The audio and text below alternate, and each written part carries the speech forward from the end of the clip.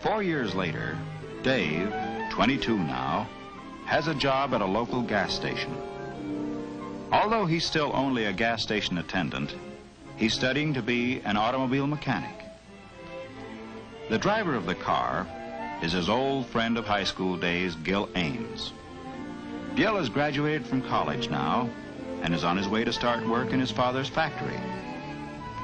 Dave is going to be married just as soon as his job of auto mechanic comes through.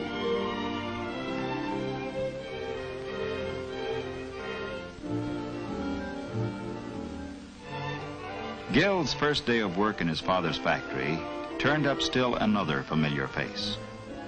Ted Eastwood has a job in the bookkeeping department. Mr. Ames is taking his son on a tour of all the departments of the factory. Someday, Gil will take over the business, and today, he's beginning to learn about it.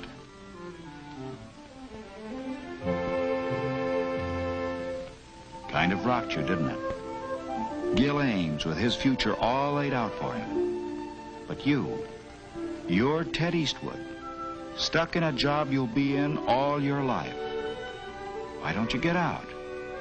What's keeping you here anyway? Mary Blakesley? You thought you'd marry her. But remember what she said that day in the car?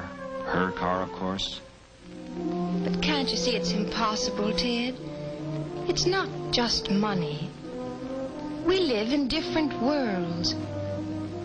Sure, different worlds inside this town, but there are other worlds, bigger towns. You've got some money saved, go to New York. Give it a try for 6 months. And if you fail, only you're not going to fail. And Ted didn't fail. He had talent and the ability to work hard. He started with a job in the art department of a large advertising agency. They called him a production assistant, but actually, he was a sort of a glorified errand boy. But at least he was through with bookkeeping and close to the kind of work he liked.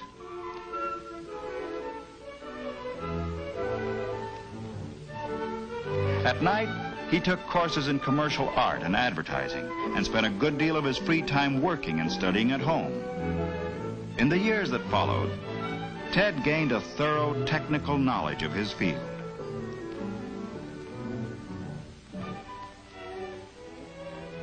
By the time he was 30 years old, he was the head of the art department of an advertising agency. Horizontal mobility, moving from one place to another, has resulted in vertical mobility for Ted Eastwood, a movement upward from his ascribed status to an achieved status that is largely the result of his professional standing. Class lines are drawn differently in a large city like New York, although they are still there. Here, professional standing, power, and wealth are of great importance. It is possible for members of socially prominent families, theater people who may have come from the lower class, and successful businessmen of the middle class to mix socially. And Ted is an accepted member of the group.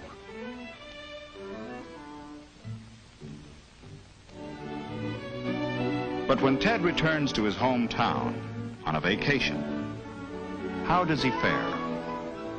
Has he anew achieved status back there, too? When he meets the girl he wanted to marry, have things changed? The town is small enough so that Mary has heard about Ted's success in New York. But this isn't New York. Mary is married to Gil now, and although they are friendly enough toward Ted, he still isn't part of their world, and he never will be. In this town, the ascribed status of his parents is still the class to which he belongs.